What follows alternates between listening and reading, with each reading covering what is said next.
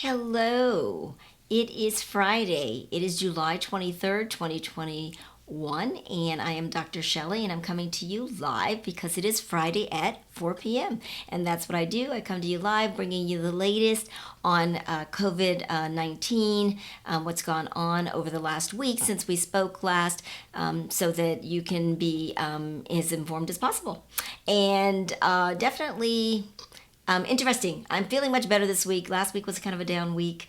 Just feeling a little bit overwhelmed, a little bit disappointed in the fact that we are going backwards in COVID land. But for some reason this week, I just feel better about it. Not quite sure, put my finger on it, just a better week, I guess, overall. And I think that maybe because people are starting to at least pay a little bit more attention to what's going on. I think we had all gotten a little bit on the complacent side, and now we're able to see that this is something that we need to start honing in on and paying attention to again.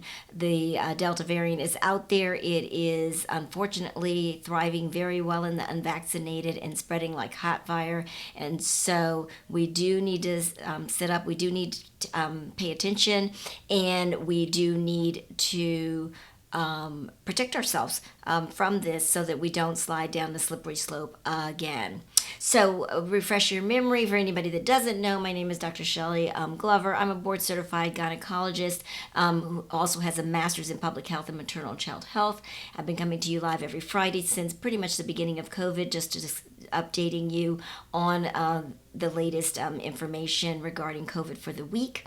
The goal is to give you factual information so that you can make the best decisions for yourself and your family. I'm located in Central Florida. I'm actually in my office today. Normally I come to you from my home office, but I am in the office today, which is in Clermont, Florida, which is 20 minutes west of Orlando, located in Lake County, which is adjacent to Orange County, which is where Orlando is located. So I tend to give out information that involves the whole country, sometimes international information as well, and then hone in on what's actually going on in Florida as well.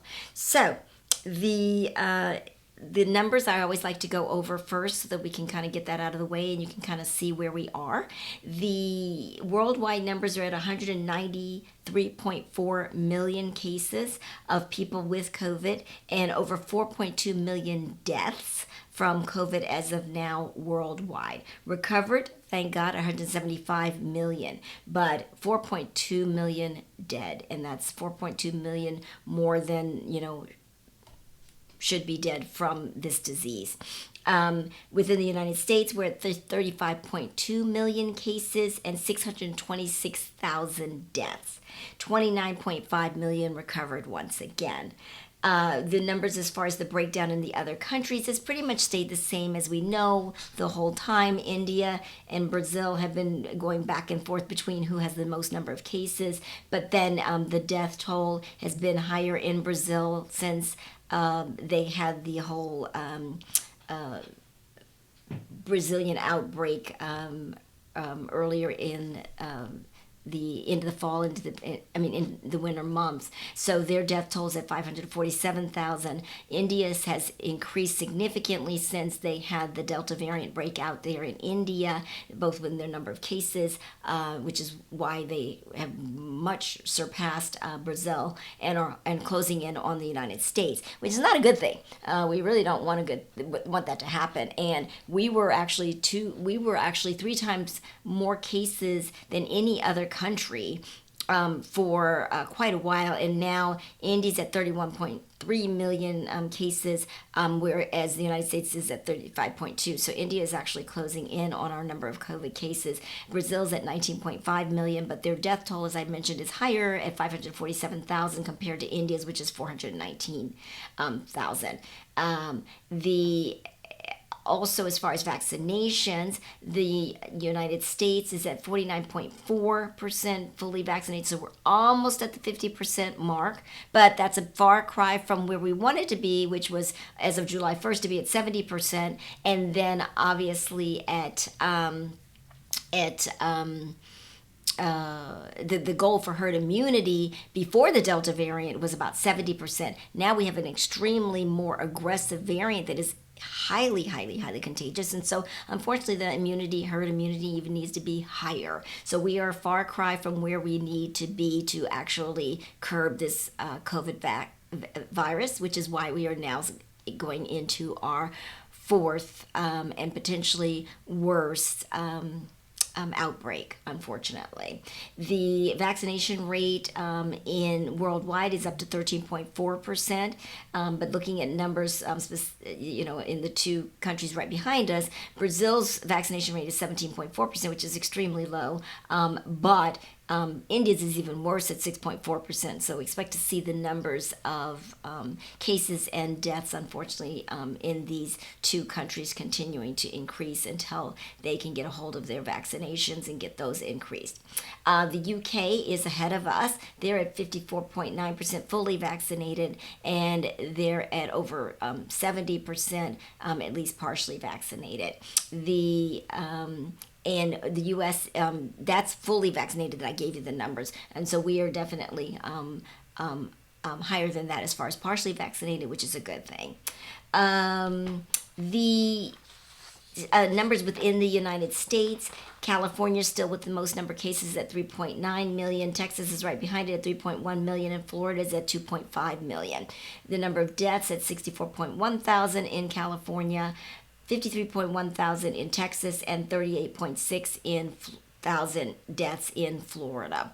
The death toll, new deaths as of yesterday, there were 365 deaths as of yesterday in the U.S., and 61.7 thousand new cases as of July 22nd. That's extremely important. The reason why that's extremely important is because we were at only like 14,000 cases at the beginning of June. So our numbers have exploded exponentially as the number, as far as how many cases of COVID are now out there and being diagnosed. So that is very, very, very, very concerning. The number of deaths actually in the U.S., as I mentioned yesterday, 365. What's of concern is that Florida, even though California's numbers are higher per capita, Florida's numbers are actually coming in worse. So remember, when you're looking at the number of cases or the number of deaths, you're looking at also, you got to take into account how many people live in these states. And so California is larger than Florida. So if you actually do some control numbers, we in Florida have actually been losing more people per capita, having more people test positive per capita. And actually, this time, the actual absolute numbers are higher. So whereas in California, they had 29 deaths yesterday, we had 86. Texas had 35. So we are leading, unfortunately, a race we don't want to be leading, both in the United States but also here in Florida. So even though we've been functioning in full reopen and the thought process has been that we've been doing really well, we really haven't been doing as well as we should have been. We did fairly well at getting our seniors vaccinated, but then after that, things kind of plateaued down, and we have really not been having an increase in the number of vaccinated, fortunately, and we're starting to see that. We are actually in Florida considered one of the states with the lower percentage of vaccinations in the country, and we are starting to see, as you see, the increase in the death toll and the increase in the number of cases. Even here in Central Florida, as far as the hospitalizations, as I always mention to you, there are three big hospitals systems here in Central Florida. One is Advent Health, one is Orlando Regional Medical Center, and oh dear Lord, the third one I'm blanking on. But so within Orlando Regional, we are seeing numbers now admitted that are higher than the spike at January 1, when we were in the thick of our third Florida COVID outbreak. So to put things in perspective, in the hospital, in the Orlando Regional Hospital system, there were approximately 298 people in-house on January 1st with COVID, and the ICU had approximately 16 people in there with COVID. The the numbers then started to go down, and as of mid-June, we were down to only 44 people in the hospital, and the ICU numbers were really low in the single digits. Now we have seen just exponential growth, unfortunately, of the number of cases in the hospital. So we went from, like I said, 44, went to 60, went to 80, and then it went to 160, and now it's at 294. So we are all the way back up to where we were in January, and unfortunately, the way we're going, the numbers are not going to plateau, and they're not going to go down. And the ICU numbers are actually higher than they were on January 1. So we are seeing not only an increase in the number of people being admitted to the hospital, but we're also seeing these people are sick, and they're actually getting admitted into the ICUs. So these numbers may sound low, but this is just one hospital system in one region of Florida. I'm not giving you full Florida numbers, so you need to take that into account. Within Florida, after January 4th, June 4th, they stopped giving out all of the COVID data on a regular basis. It's a little bit harder to tease all of that out on a statewide level.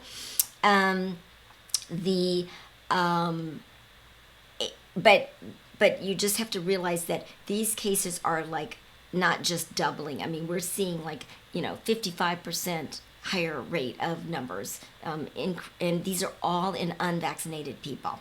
So the vaccines are doing what they're supposed to do, which is what?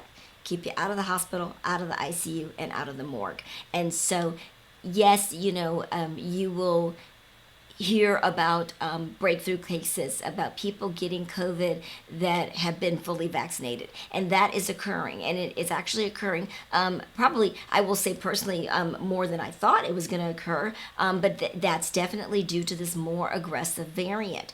But even if you get COVID, so there are people that are going, well, why the heck am I going to get vaccinated, in the people that haven't been vaccinated? So, of course, in the unvaccinated people, there's a lot of different reasons why people are choosing not to get vaccinated, and one of the reasons is, what kind of difference is it going to make, right? And so if you are in that camp and you're seeing and you're hearing that people are getting COVID that have been vaccinated, then a thought process is, well, then why would I bother getting vaccinated, expose myself to this vaccine if I'm going to get COVID anyway? Once again, the vaccine does not promise you that you can't get COVID. It was 95% effective against keeping people from getting the messenger RNAs, 95% effective against keeping you from getting the original COVID variants. It's a little bit less effective for the for you getting the Delta variant, because once again, this is a more aggressive variant. More contagious, way more contagious variant than the original one.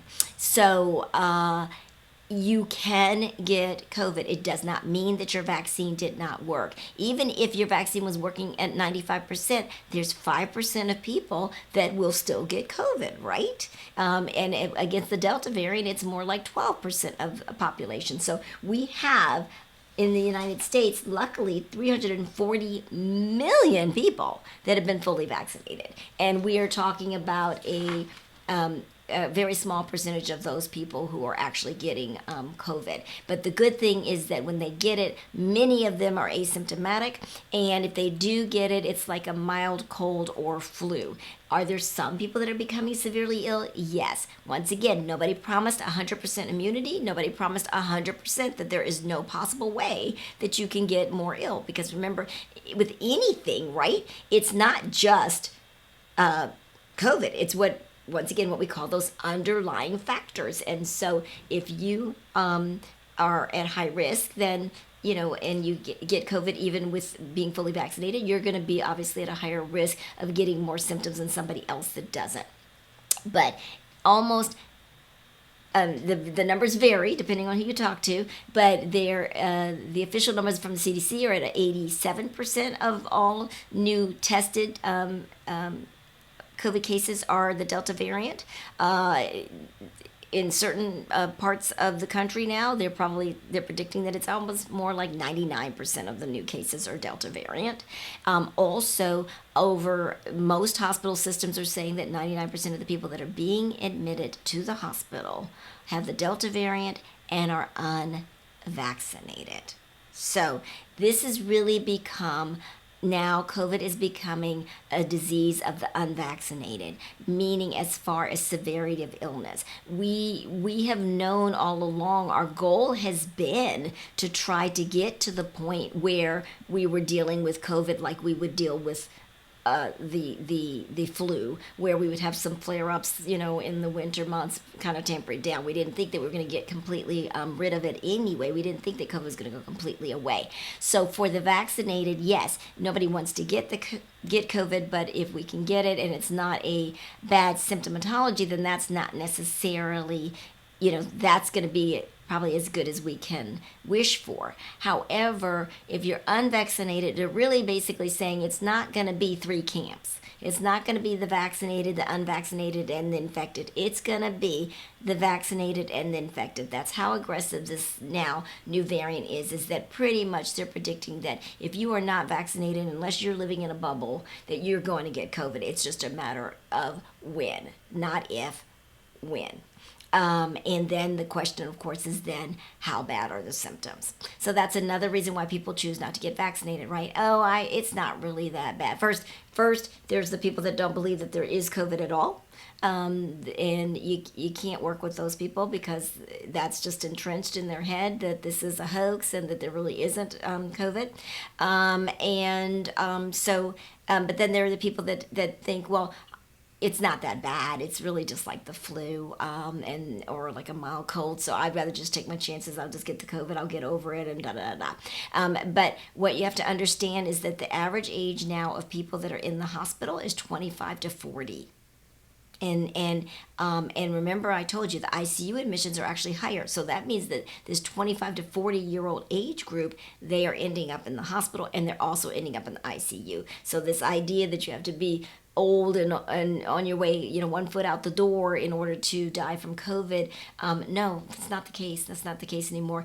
Luckily, a lot of our seniors, the majority of our seniors have had at least one vaccine, if not two. And so we're not seeing them getting severely ill. We're not seeing them in the hospital anymore, which is a blessing. But it's a travesty that we see now the younger population coming into the hospital. We're also seeing an increase in the number of children getting it. It's not that it's become that this Delta variant is more selective to kids getting it. It's that the kids are now most states are in full reopen, and so and the majority of them are not requiring any masking, right? And so, excuse me, let's clarify. They're not requiring masking for the vaccinated. They're asking for masks for the unvaccinated, and the vaccinated are not being required to wear masks. Of course, what we all know has happened, unfortunately, is that kind of went completely out the window, and pretty much when the mask, when they said that vaccinated people could not, you know what I'm trying to say. When the CDC said that vaccinated people could relax their mask and their social distancing, but that unvaccinated people could not, that was kind of like, yeah, right. And so pretty much that meant that nobody wore masks, and I can certainly see that. I do not see a bunch of people walking around. We know that in Florida that we are not even close to 50% fully vaccinated, and I will tell you that I'm not walking around seeing 50% of people in Florida wearing masks. So I can tell you the unvaccinated are very freely walking around with the vaccinated mingling.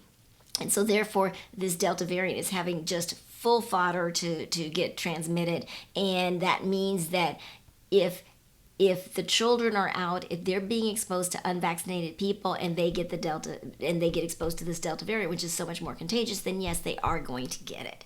Yes, children are only responsible for 1% of people being hospitalized for COVID, whereas the unvaccinated are, like I said, at 99%, and 20% of COVID cases will end up in the hospital.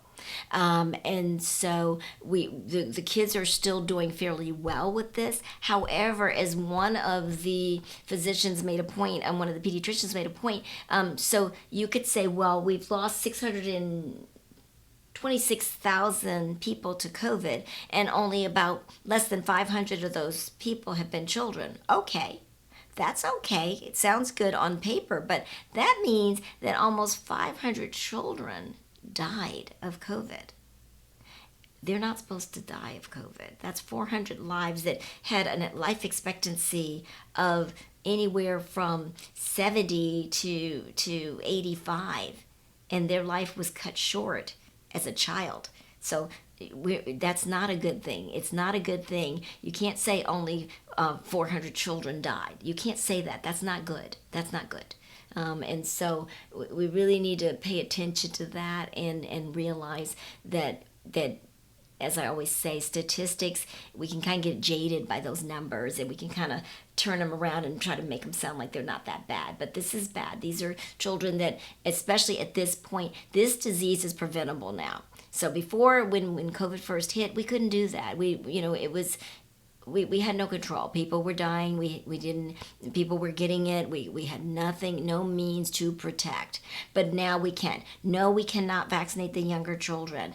But the parents can be vaccinated. The children over 12 can be vaccinated. And the vaccines have been shown time after time after time after time after time to be safe.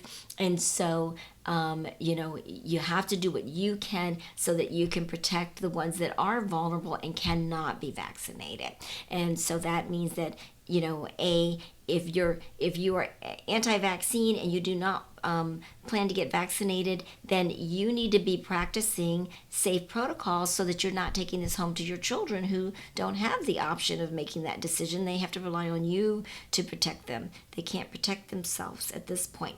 And there are now, we're getting closer to the beginning of school, and there are states and counties where they are now starting to say that they're going to have the kids masking because they can't tell. You can't see who's vaccinated, who's unvaccinated. So you can say that all day long. Okay, well, the unvaccinated need to wear a mask and the vaccinated need to wear a mask. Unless you're going to require proof of vaccination and have some kind of bracelet or something on everybody, no way that can be enforced. And that's what we don't want to do. We don't want to turn into the COVID Gestapo, where we're requiring everybody to show proof of their vaccination. But as these Delta variants, as the Delta variant increases, as the cases continue to explode, we may start to see that just for people's safety. Businesses may start to say, you know what, we want to know that you're vaccinated if you're coming into our establishment, or they're going to start mandating masks. Once again, we're a healthcare facility, and healthcare facilities are requiring masks. We never did stop, and even more so now. Because our goal is to make sure that both our staff are safe as well as our vulnerable people within our office. So we see all sorts of people in our office of varying degrees of health. And my model has always been, even before COVID, that I want to make sure that you leave our office healthier than you came in. And so certainly would never want to feel like we were that someone was getting exposed to COVID on our watch in my office. So that's just kind of, brings you kind of to, because there's all this, controversy out there. So like I said, there are different things that are happening in different parts of the country. The mayor of New York has basically said that the public health care facilities, that they are going to actually make vaccinations. Either you will be vaccinated, and if you're not vaccinated, you will be weekly tested for COVID before you're allowed to come into work. And so they're saying the same thing, that they want healthcare workers are in an extremely vulnerable position at a high likelihood of getting COVID, and then You've got and therefore if they are have COVID and then they are dealing with patients, there's a possibility they can spread this to patients. So the goal once again is to be able to provide the best care to patients as possible and to have them as healthy as possible. So that means to limit the transmission in any way, shape, or form that we possibly can.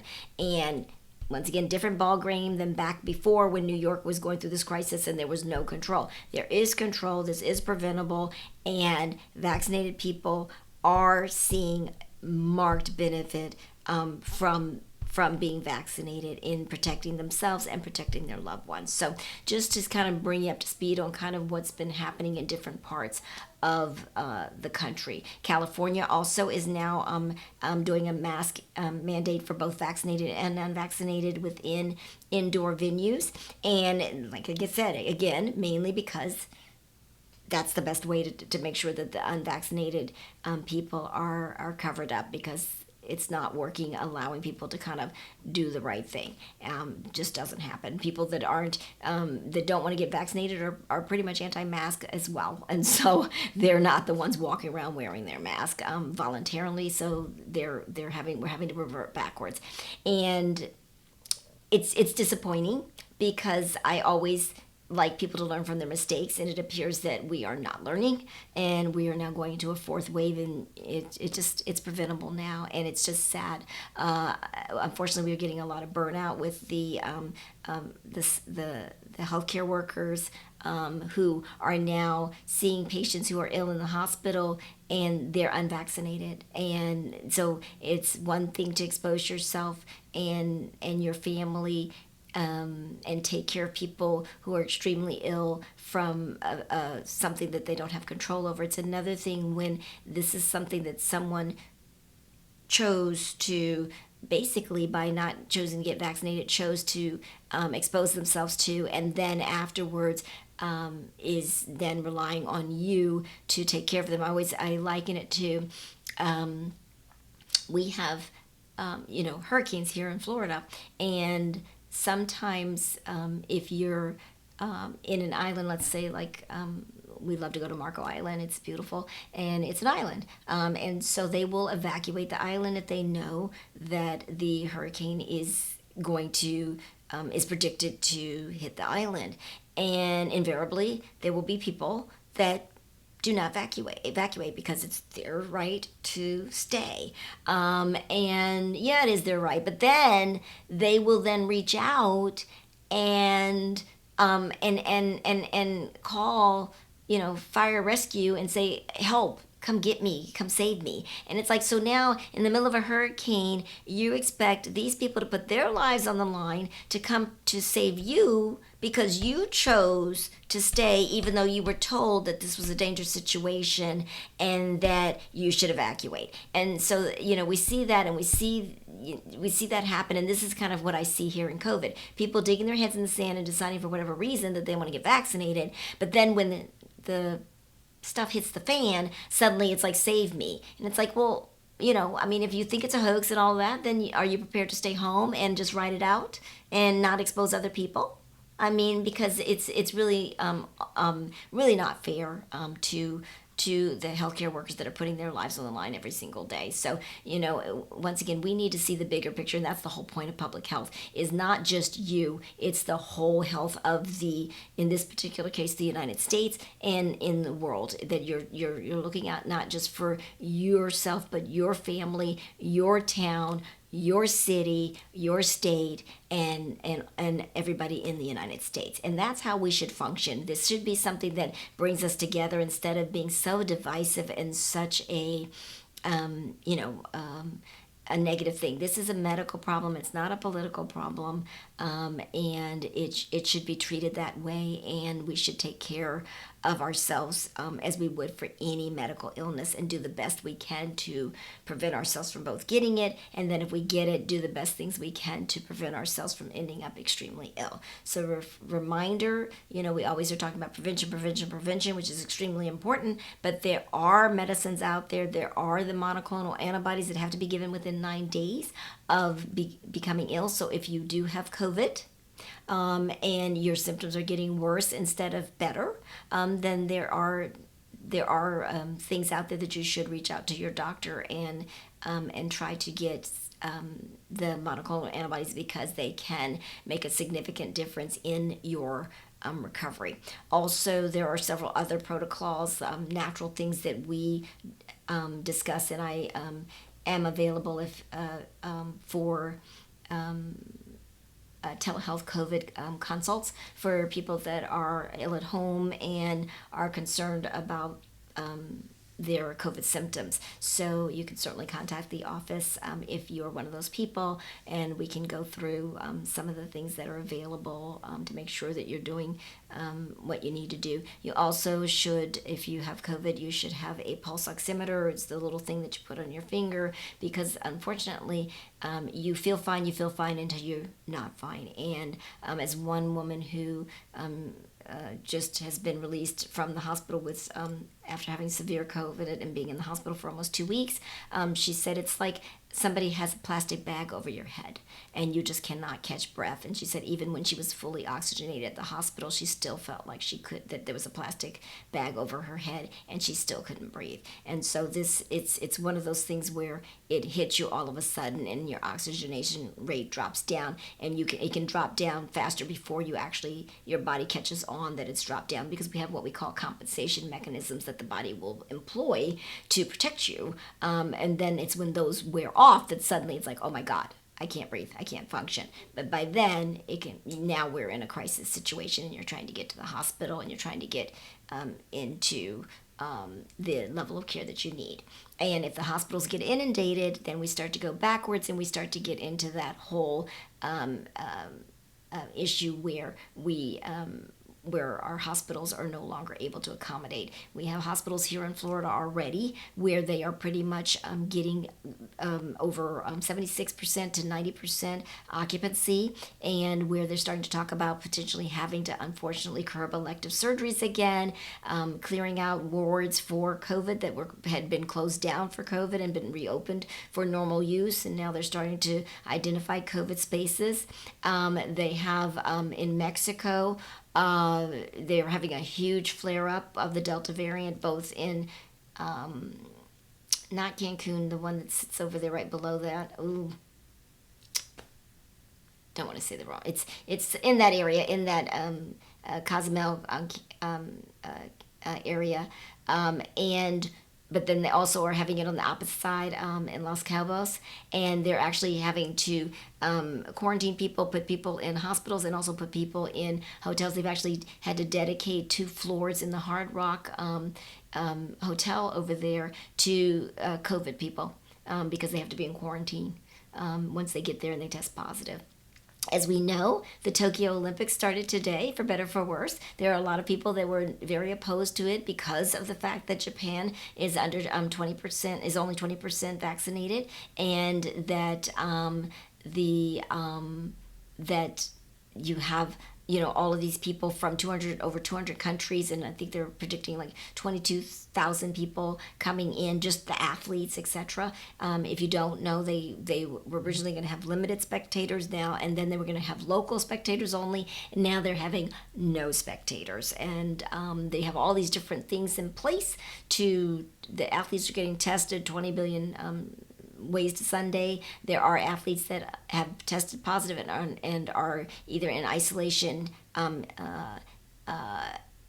in Tokyo, or that were tested positive and were not allowed to actually travel, and are not able to participate. So it is affecting the games. They're hoping that it does not become a super spreader event. So the reason why they're protests is that a lot of the locals are feeling like, that they're very vulnerable here, because you have all these people coming from all these different places, and they were not required to be vaccinated. And even though they're testing them, that they can be bringing, obviously, in more COVID, more variants, and that they are intermingling, with it's supposed to be a bubble, but it's not 100% bubble, and so that the locals are being exposed. So It is going forward. I think it'll be a muted event. I think that for those athletes that have trained for 4 years and are over there, and it is still they're still excited to be there, and they are following the protocols, because if they don't follow the protocols, they get kicked out. But and they're very strict on all of that. And hopefully, we do not see this become a super spreader event, and that they are able to get through these Summer Olympics healthy and intact. Let me see. Do I have anything else for you? It's getting the hour's getting up there. I try to keep it about half an hour or so, half an hour to 40 minutes. There's the we talked about schools. We talked about the Delta variant. We talked about vaccinations. I think that is probably good enough for this week. I'm trying to think if there's anything in particular that I am leaving out. Oh, I wanted to tell you just a little bit more specifics about the actual Delta variant. Why is it so contagious? First of all, this one just is. It just forms way more copies of the virus than the original one did. So we're talking about 1,000. 1,000 more copies in your nose than the regular variant was. So it's more contagious, in even you don't have to be 6 feet apart to get it. Excuse me, you don't have to be 6 feet close to get it, and you don't have to be exposed to somebody for prolonged periods of time.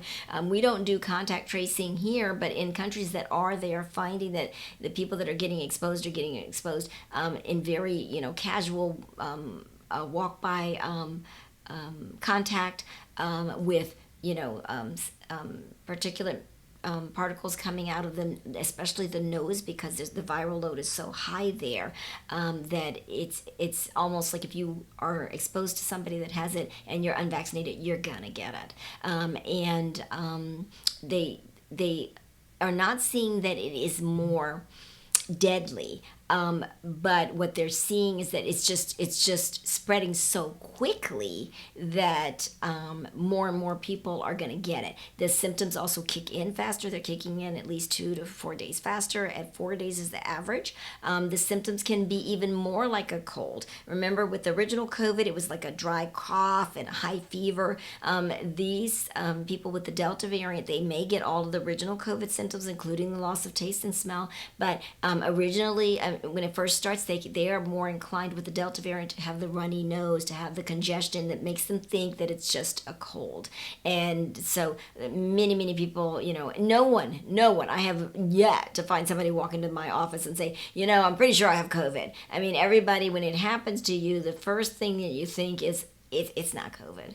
I'm not sick enough. I'm not, and so until it escalates, everybody wants to believe, of course, that it's not, that it's just a virus, that it's just allergies or what have you. But what I would say is that if you are unvaccinated and you get any of the symptoms that go along with COVID, you need to assume that you have COVID until proven otherwise.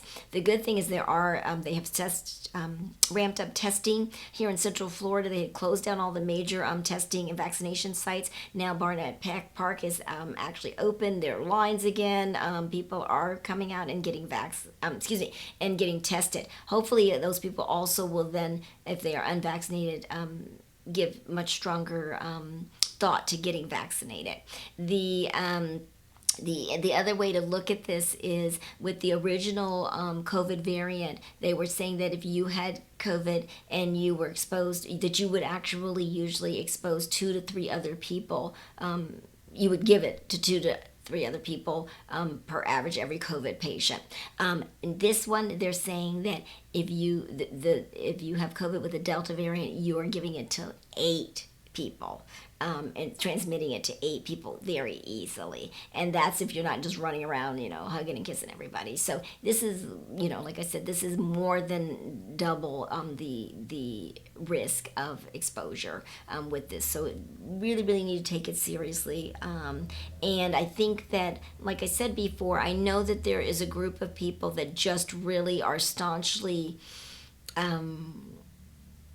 convinced, due to misinformation, that this is not a real disease. So those people, I just have to pray for and hope that they stay healthy and stay well, and that eventually they will understand that this is a real thing.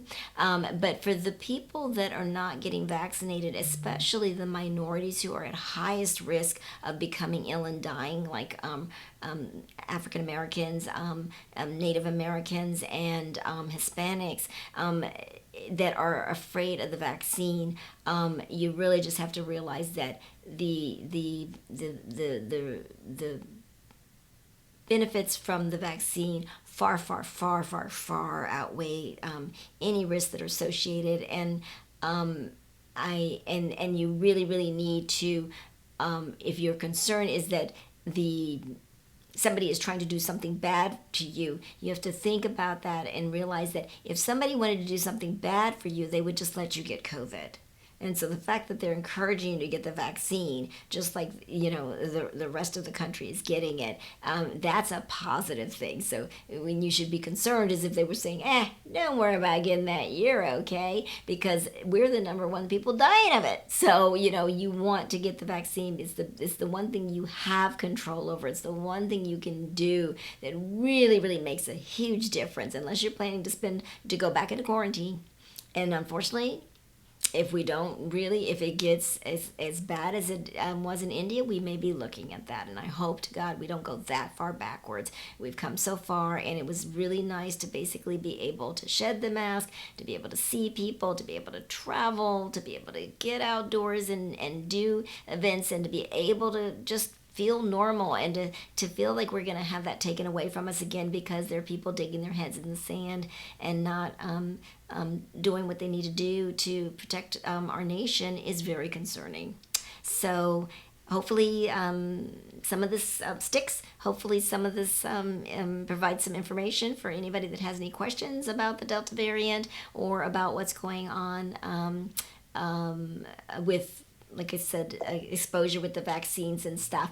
And thanks, Eileen. You have a great weekend. And like I said, and yes, if you've had COVID, yes, please get vaccinated. The variant you are not immune to the Delta variant. You just are not.